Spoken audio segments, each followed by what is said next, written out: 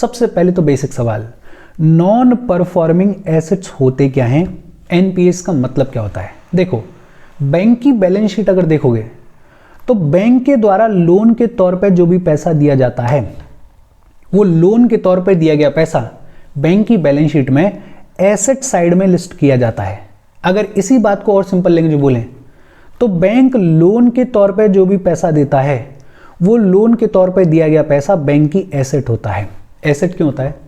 Because ये जो loan के तौर पर दिया गया पैसा है, ये वापस लौट के आएगा, बिकॉज इस लोन के ऊपर बैंक को मिलता है इंटरेस्ट, और ये जो इंटरेस्ट होता है वही होता है बैंक का प्रॉफिट। ये जो इंटरेस्ट होता है, इसी के थ्रू बैंक अर्न करता है अपनी इनकम। बहुत सिंपल, बैंक की बैलेंस शीट में loans to the customers are listed as assets. अब सवाल ये आता है कि एनपीएस क्या होते हैं, नॉन परफॉर्मिंग एसेट्स क्या होते हैं।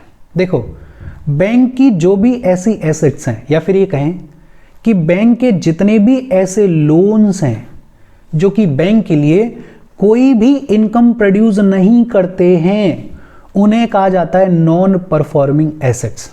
इसी बात को और सिंपल लैंग्वेज बोलें तो ऐसे लोन्स जिनके वापस आने की उम्मीद ना के बराबर है, ऐसे लोन्स जिनके ऊपर बैंक को इंटरेस्ट नहीं मिल रहा है, ऐसे लोन्स जिनके ऊपर बैंक को प्रॉफिट, बैंक को इनकम नहीं मिल रही है, उनको कहा जाता है नॉन परफॉर्मिंग एसेट्स। और आरबीआई की गाइडलाइंस ये कहती हैं कि कोई भी ऐसा लोन जिसका इंटरेस्ट और जिसका प्रिंसिपल अमाउंट 90 दिन से ज़्यादा से पेंडिंग है, तो उसे डिक्लेयर किया जाएगा नॉन परफॉर्मिंग एसेट।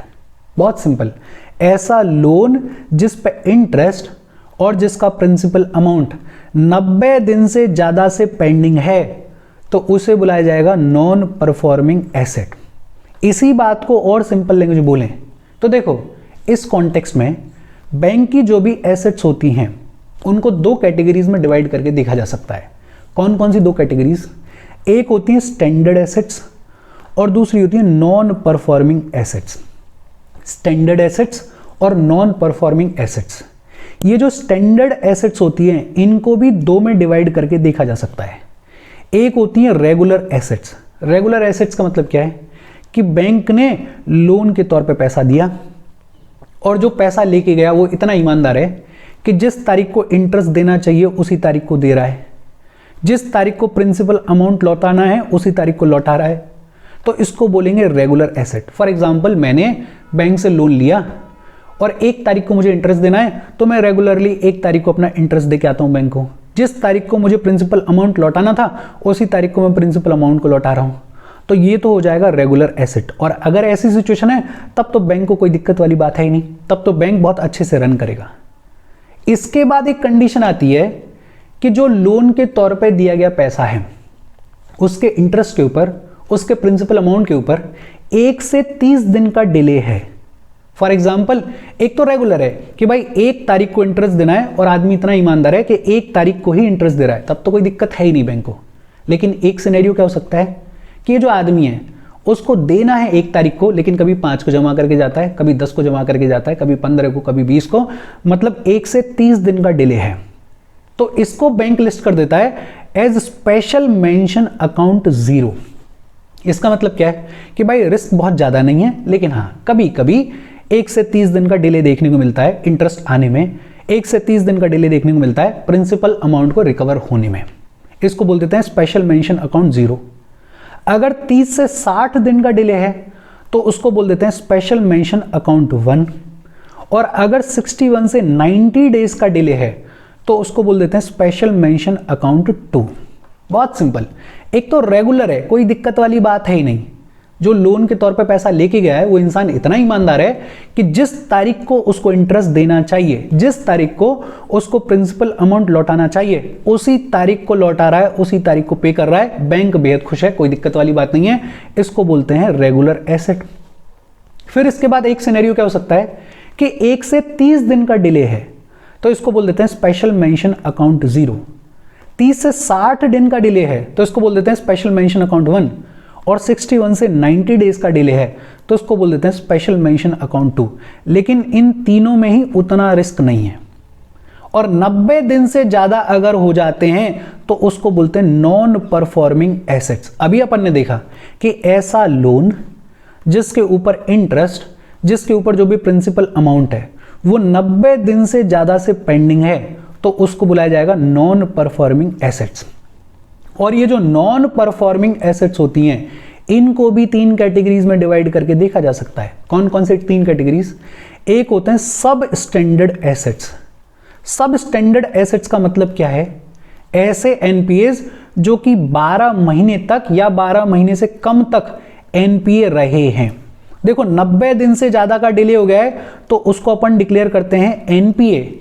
और ऐसा लोन जो कि 12 महीने तक एनपीए है, 12 महीने तक या 12 महीने से कम तक एनपीए है तो उसको बोल देते हैं सब स्टैंडर्ड एसेट।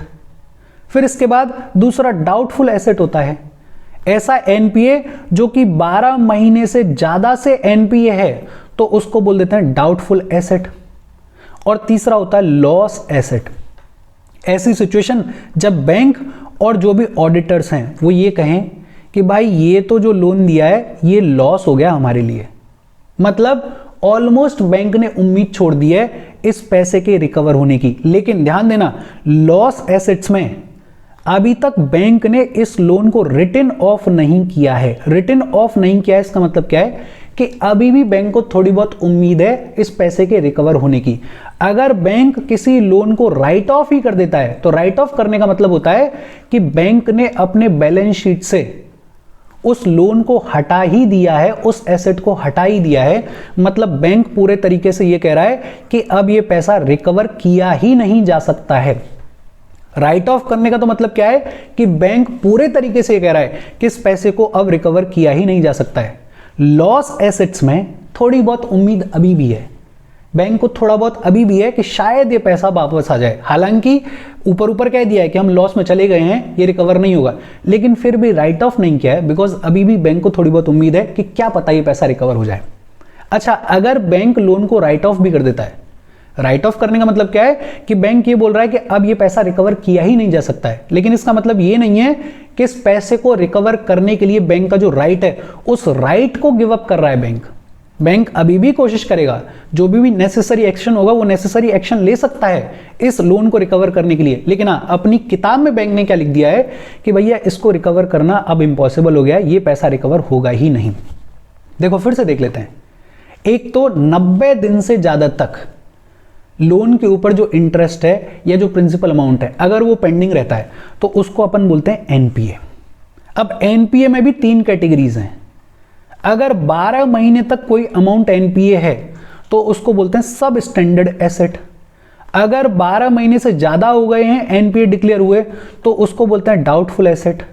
और एक पॉइंट ऐसा आ गया जब बैंक और जो ऑडिटर्स हैं उन्होंने ये बोल दिया कि इस पैसे को रिकवर करना ऑलमोस्ट ना के बराबर है तो उसको बोल देते हैं लॉस एसेट। लेकिन लॉस एसेट में बैंक ने अभी भी लोन को राइट ऑफ नहीं किया है, मतलब अभी भी थोड़ी बहुत कहीं उम्मीद है कि ये पैसा रिकवर किया जा सकता है। और फिर फाइनल स्टेज क्या है कि राइट ऑफ ही कर दिया है। राइट ऑफ का मतलब क्या है कि बैंक ने बोल दिया कि भैया अब इस पैसे की रिकवर होने की उम्मीद बिल्कुल भी नहीं है, तो उसको बोलते हैं कि बैंक ने राइट ऑफ कर दिया, अपनी बैलेंस शीट से उस एसेट को, उस लोन को हटा ही दिया। एक टर्म और सुना होगा आपने, स्ट्रेस्ड एसेट्स। स्ट्रेस्ड एसेट्स क्या होती हैं? जितनी भी बैंक की एनपीएज हैं उन एनपीएज में ऐड करो रिटन ऑफ एसेट्स को। रिटन ऑफ एसेट्स क्या होती हैं अभी हमने पढ़ा है, और उसमें ऐड करो रीस्ट्रक्चर्ड लोन्स को। रीस्ट्रक्चर्ड लोन्स क्या होती हैं? देखो मान लेते हैं बैंक से किसी ने लोन लिया था 4000 करोड़ का, लेकिन जिसने लोन लिया था उसकी स्थिति अब हो गई खराब और बैंक को भी दिख रहा है कि इसकी स्थिति खराब हो गई है। तो बैंक क्या करेगा? थोड़ा बहुत इस लोन को रीस्ट्रक्चर कर देगा। मतलब क्या करेगा? बैंक कुछ कंसेशंस दे देगा इस आदमी को। हो सकता है इंटरेस्ट रेट जो है उसको थोड़ा सा कम कर दे, बिकॉज बैंक को भी दिख रहा है ना कि अगर कंसेशंस नहीं दिए गए तो ये पूरे के पूरे 4000 करोड़ डूब जाएंगे। कुछ कंसेशंस दे देते हैं, हो सकता है 3000 करोड़ की रिकवरी तो हो ही जाए। तो बैंक थोड़ा घाटा झेलने को तैयार हो जाता है कि चलो थोड़ा घाटा झेल लेते हैं लेकिन कुछ पैसा तो वापस आ जाए। तो ये जो कंसेशंस दिए जाते हैं कंडीशन को देख के लोन्स के ऊपर, उनको बुलाया जाता है रीस्ट्रक्चर्ड लोन्स। जब अपन एनपीएस को रीस्ट्रक्चर्ड लोन्स को और रिटर्न ऑफ एसेट्स को ऐड कर देते हैं तो हमें पता चल जाता है कि बैंक की स्ट्रेस्ड एसेट्स कितनी हैं। और यही इंपॉर्टेंट है आज के पूरे सेशन में, आपको ये पूरा क्लासिफिकेशन समझ में आना चाहिए। अगर ये समझ में आ गया तो आगे तो बहुत ईजी चीजें हैं। एक बार फिर से देख लेते हैं। एनपीए क्या है? कोई भी ऐसा लोन जिसके ऊपर इंटरेस्ट, जिसके ऊपर प्रिंसिपल अमाउंट 90 दिन से ज्यादा से पेंडिंग है, उसको कहा जाता है एनपीए। बैंक की जो भी एसेट्स हैं उनको दो कैटेगरीज में डिवाइड करके देखा जा सकता है। एक होती है स्टैंडर्ड एसेट्स और एक होती है non performing assets. Standard assets को भी दो कैटेगरीज में डिवाइड करके देखा जा सकता है। एक होती है रेगुलर एसेट्स। रेगुलर एसेट्स में तो कोई दिक्कत है ही नहीं कि भैया जब जितना पैसा जमा करना था बैंक को, जब जितना इंटरेस्ट जमा करना था बैंक को, जब तारीख थी प्रिंसिपल अमाउंट लौटाने की, उस तारीख को कस्टमर ने पैसा लौटाया, लोन लौटाया, तो ये है रेगुलर एसेट, मतलब जो कस्टमर था वो बेहद ईमानदार था। फिर इसके बाद कुछ सिनेरियोज आते हैं कि अगर इंटरेस्ट में या प्रिंसिपल अमाउंट में 1 से 30 दिन का डिले देखने को मिल रहा है तो उसको बोलते हैं स्पेशल मेंशन अकाउंट 0। 30 से 60 दिन का डिले देखने को मिल रहा है तो उसको बोलते हैं स्पेशल मेंशन अकाउंट 1। और 61 से 90 दिन का डिले देखने को मिल रहा है तो उसको बोलते हैं स्पेशल मेंशन अकाउंट 2। लेकिन यहां तक भी रिस्क बहुत ज्यादा नहीं होता है। बस हाँ, बैंक क्लासिफाई कर रहा है कि यार इस पर थोड़ा ज्यादा ध्यान देना, बिकॉज इसमें डिले 61 से 90 दिन तक का है। लेकिन अगर 90 दिन से ज्यादा का डिले हो गया है तो उसको बुला देते हैं नॉन परफॉर्मिंग एसेट्स। और ये जो एनपीएस होते हैं इनको भी 3 कैटेगरीज में डिवाइड करके देखा जा सकता है। अगर एनपीए 12 महीने तक कोई लोन रहा, 12 या 12 से कम तक कोई लोन रहा तो उसको बोल देते हैं सब स्टैंडर्ड एसेट। 12 महीने से ज्यादा हो गए हैं अगर एनपीए डिक्लेयर हुए तो उसको बोल देते हैं डाउटफुल एसेट। और एक पॉइंट ऑफ टाइम जब बैंक और जो ऑडिटर्स हैं वो ये कह दें कि ये जो लोन है वो लॉस में चला गया है, इसकी रिकवरी की उम्मीद ना के बराबर है, लेकिन अभी तक उसको राइट ऑफ नहीं कर रहे हैं, तो उसको कहते हैं लॉस एसेट। और फिर फाइनल स्टेज क्या है कि बैंक ने राइट ऑफ ही कर दिया लोन को, अपने बैलेंस शीट से हटा ही दिया लोन को। बैंक ने सीधे सीधे बोल दिया कि अब इसकी रिकवरी इम्पॉसिबल है, तो उसको बोलते हैं राइट ऑफ। स्ट्रेस्ड एसेट्स का फॉर्मूला क्या है? बैंक के जितने भी एनपीएस हैं उनमें रीस्ट्रक्चर्ड लोन्स को ऐड करो और उनमें रिटर्न ऑफ एसेट्स को ऐड करो तो हमें मिल जाती हैं स्ट्रेस्ड एसेट्स। होपफुली आपको ये सारी चीजें समझ में आई होंगी। हम आगे बढ़ें उससे पहले वीडियो पे लाइक के बटन को दबा दो। लाइक दबाना ज़रूरी है बिकॉज यूट्यूब ऐसे ही फंक्शन करता है। जब आप वीडियो पे लाइक के बटन को दबाते हो तो यूट्यूब वीडियो को कंसिडर करता है और थोड़ा सा पुश कर देता है। तो लाइक का बटन दबा दो, शेयर कर दो अपने सोशल मीडिया हैंडल्स पे, अपने फ्रेंड्स को, जो भी लोग इसमें इंटरेस्टेड हैं, इससे रिलेटेड पढ़ाई कर रहे हैं, उनको शेयर कर दो। और ये 2 चीज़ तो खुद से ही कर दिया करो बिकॉज इसमें आपका कुछ जाता नहीं है और यूट्यूब चैनल को थोड़ा सा पुश कर देता है। तो लाइक और शेयर तो कर ही दिया करो। और अगर चैनल को सब्सक्राइब नहीं किया है तो फॉर श्योर चैनल को सब्सक्राइब कर लो। अच्छा, फिर इसके बाद सवाल आता है कि ये जो एनपीएज हैं इनका इम्पैक्ट क्या होता है। देखो, एनपीए अपने को समझ में आ गया। एनपीए का इम्पैक्ट क्या होता है? बहुत सीधा सा इम्पैक्ट कि एक तो स्कैर्सिटी ऑफ फंड्स देखने को मिलती है। भाई बैंक को जब ये दिख रहा होगा कि लोन का पैसा वापस नहीं आ रहा है तो बैंक आगे और ज़्यादा लोन देगा या कम देगा? बट ऑब्वियस सी बात है कि बैंक जो है वो कम पैसा देगा लोन के तौर पे। और अगर बैंक पैसा नहीं देगा लोन के तौर पे तो फंड्स की कमी देखने को मिलेगी या फंड्स ज़्यादा देखने को मिलेंगे इकोनॉमी में? ऑब्वियस सी बात है कि स्कैर्सिटी ऑफ फंड्स देखने को मिलेगा। जब बैंक घाटे में जाएगा, जब बैंक का जो लोन के तौर पे दिया गया पैसा वो रिकवर नहीं होगा तो बैंक के जो शेयर होल्डर्स हैं, मेरे आपके जैसे लोग, वो भी घाटे में चले जाएंगे। अच्छा, जब लोन्स की रिकवरी नहीं होगी और बैंकिंग सिस्टम फेल होगा तो मार्केट में जो कॉन्फिडेंस है वो नीचे गिरेगा या बढ़ेगा? बट ऑब्वियस सी बात है उसमें क्राइसिस देखने को मिलेंगी। इंटरेस्ट रेट्स शूट अप होंगे या नहीं होंगे? बट ऑब्वियस सी बात है कि अब बैंक जो है वो ज्यादा इंटरेस्ट रेट चार्ज करेगा बिकॉज उसको जो लॉस हुआ है उसकी रिकवरी भी तो करनी है उसको। इवेंचुअली ये जो पूरी सिचुएशन है इसकी वजह से ओवरऑल डिमांड जो है उसको नुकसान होता है। भाई, जब बैंक लोन के तौर पे पैसा नहीं देगा या लोन देगा तो ज्यादा इंटरेस्ट रेट पर लोन देगा तो इकोनॉमी में फंड्स की कमी होगी। और अगर इकोनॉमी में पैसे की कमी होगी तो ओवरऑल डिमांड, बट ऑब्वियसली बात है, नीचे आ जाएगी। और अल्टीमेटली इसका इंपैक्ट क्या देखने को मिलेगा कि हमारे इकोनॉमी में लोअर ग्रोथ होगी और हाई इन्फ्लेशन देखने को मिलेगा। अब देखो, इंपैक्ट ऑफ एनपीएस की अगर बात करें तो हालांकि ये तो किताब में दे रखे हैं, लेकिन ये ऐसे इंपैक्ट्स हैं जिनको आप खुद से भी लिख सकते हो। अगर आपको एनपीएस समझ में आ गया है, अगर आपको मॉनेटरी सप्लाई किस तरीके से खेलती है इकोनॉमी में वो समझ में आ गया है, अगर वो समझ में आ गया है तो ये सारी चीजें आप खुद से भी लिख सकते हो। अच्छा, रीजंस क्या हैं एनपीएस के बढ़ने के पीछे? एक तो failing debt servicing of firms. ये जो फर्म्स पैसा लेके जाती हैं लोन के तौर पे, इनकी कैपेबिलिटी डिक्लाइन हो रही है लोन के पैसे को लौटाने की। कुछ तो इकोनॉमिक रीजंस की वजह से, और कुछ वैसा भी होता है कि लोग डिफॉल्ट करना चाहते हैं। इसके अलावा lack of background checks by the public sector banks. Public sector banks पैसा दे देते हैं लेकिन बैकग्राउंड चेक ढंग से नहीं कर रहे हैं, देख नहीं रहे हैं कि भाई ये आदमी केपेबल है भी या नहीं कल को पैसा लौटाने के लिए। डिले इन प्रोजेक्ट इंप्लीमेंटेशन, ये भी बड़ा प्रॉब्लम है कि लोग पैसा लेके जाते हैं कोई फैक्ट्री लगाने के लिए, कोई इंडस्ट्री लगाने के लिए, कोई घर बनाने के लिए, लेकिन वो इंडस्ट्री नहीं चली, वो फैक्ट्री नहीं चली, या किसी भी रीजन की वजह से वो जो इंडस्ट्री है, वो जो फैक्ट्री है, उसके इंप्लीमेंटेशन में डिले हो गया। तो जो पैसा लेके गया था अब उसके पास में ही पैसा नहीं है, तो वो लौटाए कहां से? तो इसकी वजह से भी दिक्कत आती है। सबसे बड़ा इश्यू कि बैंक्स के पास में उतना बफर के तौर पे पैसा नहीं है कि वो लॉसेस से डील कर लें। और फिर विजिलेंस कमेटी का अपना रोल होता है। विजिलेंस कमेटी जो है वो देखती है कि बैंक ये जो लोन के तौर पे पैसा दे रहा है या जो रिकवरी कर रहा है वो ठीक से कर रहा है, कानून के तहत कर रहा है, नहीं कर रहा है। और इसकी वजह से बैंक्स के अंदर जो स्ट्रॉन्ग डिसीजन मेकिंग है उसमें थोड़ी सी प्रॉब्लम आती है। बिकॉज जो बैंक का कर्मचारी है उसको अपनी नौकरी बचानी है। वो क्या सोचता है कि मैं क्यों फालतू में पंगे लूं, रिकवरी हो रही है तो ठीक है, नहीं हो रही है तो भी ठीक है, मैं तो कानून के दायरे में रह के ही जो दो चार सिंपल चीजें हैं उनको फॉलो करते ही काम करूंगा। क्योंकि अगर मैंने कुछ ज्यादा करने की कोशिश करी तो जो विजिलेंस कमेटी अपनी रिपोर्ट में लिख देगी कि यार ये बैंक ऑफिशियल जो है वो ज्यादा आउट ऑफ द स्पेस जा रहा है। तो बैंक ऑफिशियल्स इस विजिलेंस कमेटी के रोल की वजह से भी स्ट्रॉन्ग डिसीजन मेकिंग की तरफ ध्यान नहीं देते हैं। और ये हैं रीजंस फॉर राइजिंग एनपीएस।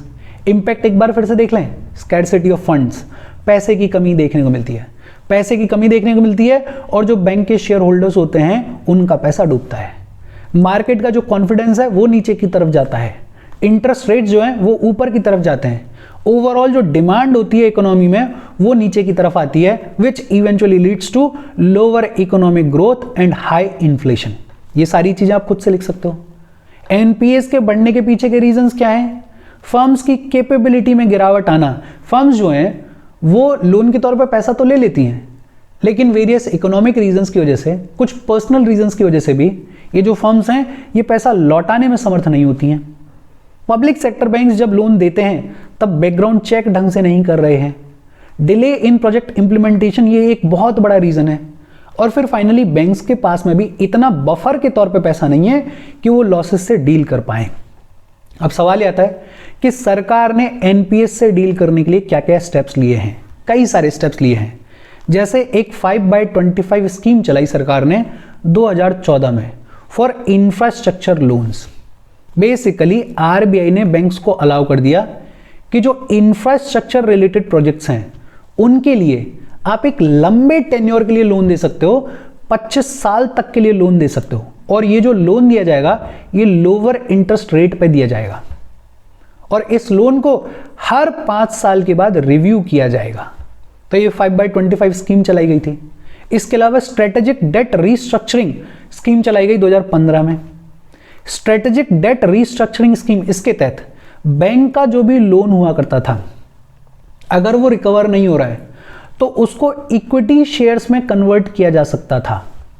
मतलब मान लेते हैं कोई कंपनी है ए, उस कंपनी ने बैंक से लोन लिया था और अब वो कंपनी पैसे को नहीं लौटा पा रही है, तो जितना भी लोन अमाउंट होता था उस लोन अमाउंट के हिसाब से इस कंपनी के जो शेयर्स होते थे उनमें बैंक को राइट मिल जाता था, वोटिंग राइट के साथ में, और बैंक इन शेयर्स को किसी भी हाईएस्ट बिडर को बेच सकते थे। अब बैंक जिस बिडर को बेचेंगे वो बैंक को पैसा दे देगा, तो बैंक का पैसा रिकवर हो जाएगा। लेकिन ये जो स्कीम है ये अनसक्सेसफुल रही, बिकॉज जो एग्जिस्टिंग शेयर होल्डर्स होते थे उनका भी अप्रूवल रिक्वायर्ड होता था अगर इन शेयर्स को बेचना है तो, और ये जो एग्जिस्टिंग शेयर होल्डर्स हैं वो अपना अप्रूवल देते नहीं थे। तो ये जो स्ट्रेटेजिक डेट रीस्ट्रक्चरिंग स्कीम है ये बहुत ज़्यादा सक्सेसफुल रही नहीं। फिर 2015 में ही एसेट क्वालिटी रिव्यू चलाया गया क्लासिफाई करने के लिए कि कौन सी एसेट्स स्ट्रेस्ड एसेट्स हैं, और अगर हमें पहले से पता चल जाएगा कि कौन सी एसेट्स जो है वो स्ट्रेस एसेट्स हैं तो हम बेहतर तरीके से डील कर सकते हैं, प्रोविजनिंग कर सकते हैं। प्रोविजनिंग मतलब कि बफर के तौर पे पैसा निकाल के रख सकता है बैंक उस लॉस से डील करने के लिए, तो पहले से अगर पता चल जाएगा तो डील बेटर किया जा सकता है। फिर इसके अलावा scheme for sustainable structuring of stressed assets S4A चलाई गई 2016 में, लगभग same strategic debt restructuring scheme जैसी थी ये S4A स्कीम, बस इसमें फर्क इतना था कि देखा जाता था कि जो कंपनी है, जो भी फर्म है, उसकी सस्टेनेबल एसेट्स कौन सी हैं और अनसस्टेनेबल एसेट्स कौन सी हैं। ऐसी एसेट्स कौन सी हैं जो कि अभी भी इनकम जनरेट कर रही हैं, जो कि अभी भी लोन को रीपे करने के काम में आ सकती हैं, और दूसरी ऐसी देखी जाती थी जो कि अनसस्टेनेबल एसेट्स होती थी, मतलब ऐसी एसेट्स जो कि इनकम जनरेट नहीं कर रही हैं। ये जो अनसस्टेनेबल एसेट्स होती थी इनको बैंक जो है अपने पास में ले लेता था और इनके बदले में बैंक को मिल जाते थे शेयर्स, और उन शेयर्स को बैंक आगे बेच सकता था। तो ये जो है ये भी स्कीम लगभग स्ट्रेटेजिक डेट रिस्ट्रक्चरिंग स्कीम जैसी थी। 2016 में बड़ा important insolvency and bankruptcy code लाया गया। इस इंसॉल्वेंसी एंड बैंक्रप्सी कोड के बारे में हम आगे चलते हुए पढ़ेंगे। ये ब्रीफ तौर पे याद रखना, इसमें बहुत ज्यादा दिमाग नहीं लगाना, बिकॉज ये पुरानी स्कीम्स हैं, बस आपको पता होनी चाहिए कि एनपीएस से डील करने के लिए, एनपीएस को टैकल करने के लिए 5/25 स्कीम लाई गई थी 2014 में। और ये क्या थी कि भैया आप लॉन्ग टर्म इंफ्रास्ट्रक्चर लोन्स दे सकते हो, 25 साल तक के लिए लोन दे सकते हो, वो भी लोअर इंटरेस्ट रेट पे।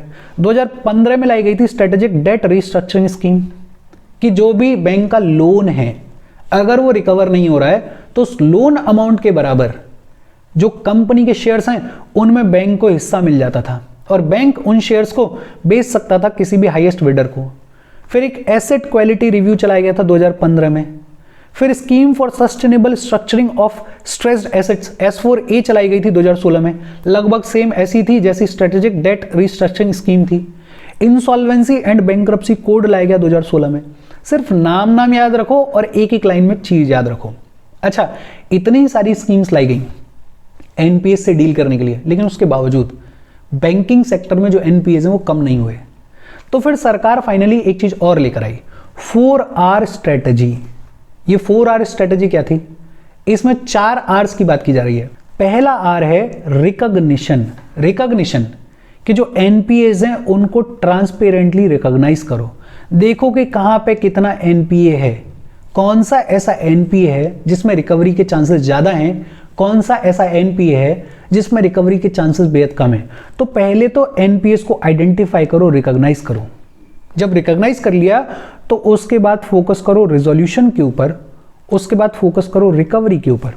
पहले तो आइडेंटिफाई करो कि कहां पे कितना एनपीए है, और जब रिकॉग्नाइज कर लिया, आइडेंटिफाई कर लिया, तो फिर देखो कि इस एनपीए को किस तरीके से रिकवर किया जा सकता है। तीसरा, फोकस करो पब्लिक सेक्टर बैंक्स के रिकैपिटलाइजेशन के ऊपर।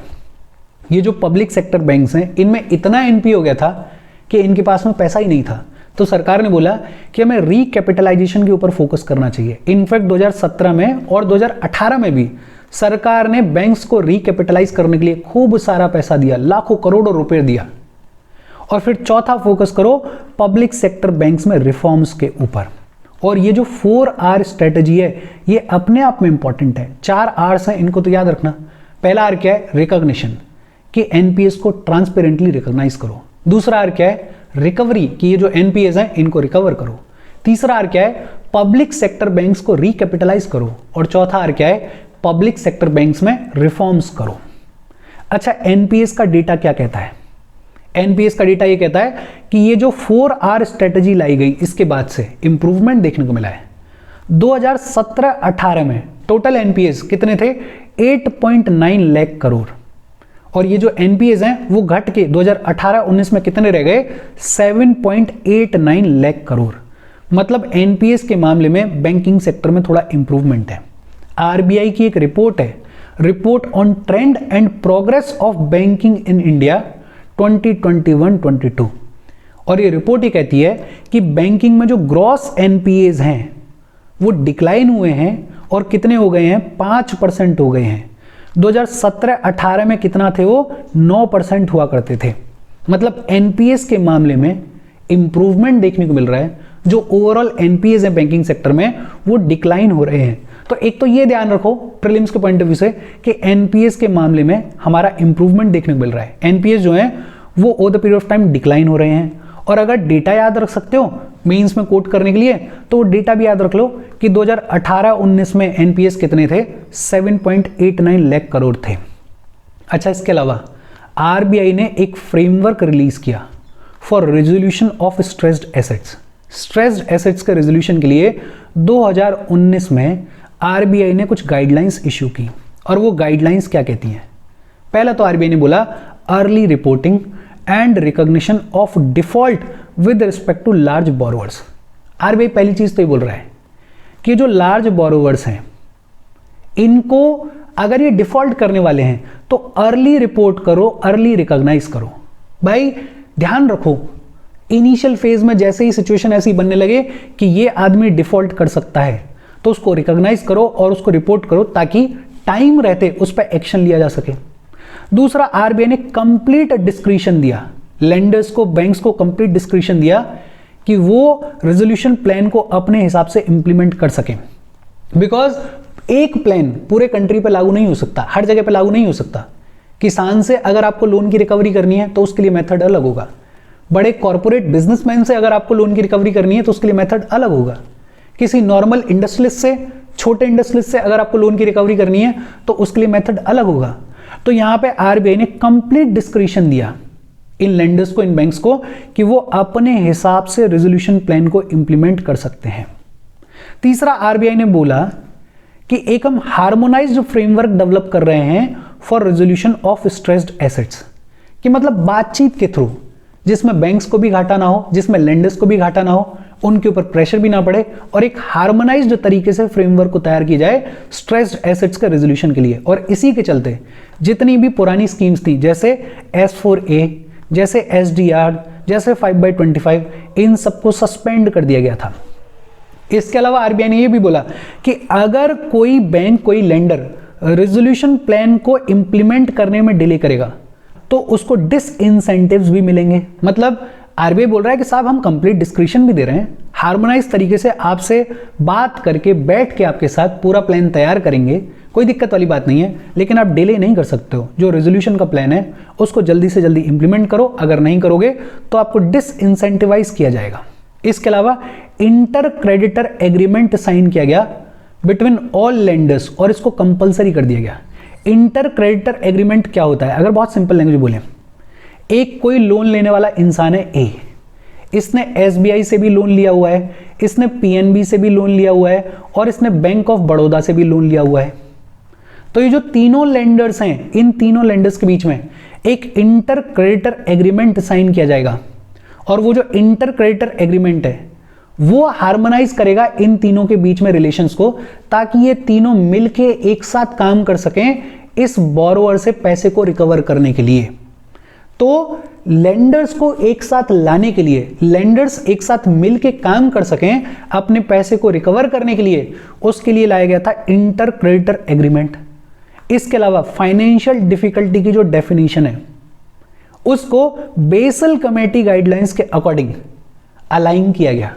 फाइनेंशियल डिफिकल्टी मतलब वो पैसा जिसको रिकवर नहीं किया जा रहा है या जिसको रिकवर करने में डिफिकल्टी आ रही है, ऐसी फाइनेंशियल डिफिकल्टी की जो डेफिनेशन है उसको अलाइन किया गया बेसल कमेटी की गाइडलाइंस के अकॉर्डिंग। बेसल कमेटी क्या है, इसकी गाइडलाइंस क्या है, इन सब के बारे में अभी अपन पढ़ेंगे।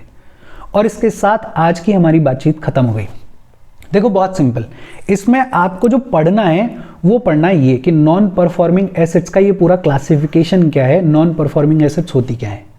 इंपैक्ट और रीजंस की बात करें तो मेरा ऐसा अंडरस्टैंडिंग है कि अगर आप इकोनॉमी थोड़ा बहुत भी समझने लगे हो तो ये आप खुद से लिख सकते हो।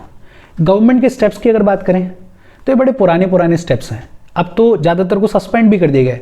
तो सिर्फ नाम याद रखो, एक एक लाइन में याद रखो, और मैंने पढ़ाया भी उतना ही है। पढ़ाने के लिए तो आप 5/25 स्कीम है, इसको पूरा डिटेल में पढ़ सकते हैं अपन, या ये जो स्ट्रेटेजिक डेट रिस्ट्रक्चरिंग स्कीम है इसको भी पूरा डिटेल में पढ़ सकते हैं अपन।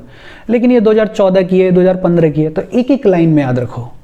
और फिर इसके बाद कुछ बात है ही नहीं। फिर इसके बाद तो ये जो 4R स्ट्रेटेजी है ये इंपॉर्टेंट है, बिकॉज इसने एनपीएस में थोड़ा इंप्रूवमेंट दिखाया है। एनपीएस की जो सिचुएशन है उसमें थोड़ी बेहतरी लाई है इस 4R स्ट्रेटेजी ने। तो इन 4 Rs को याद रख लो, और इसके अलावा कुछ है ही नहीं।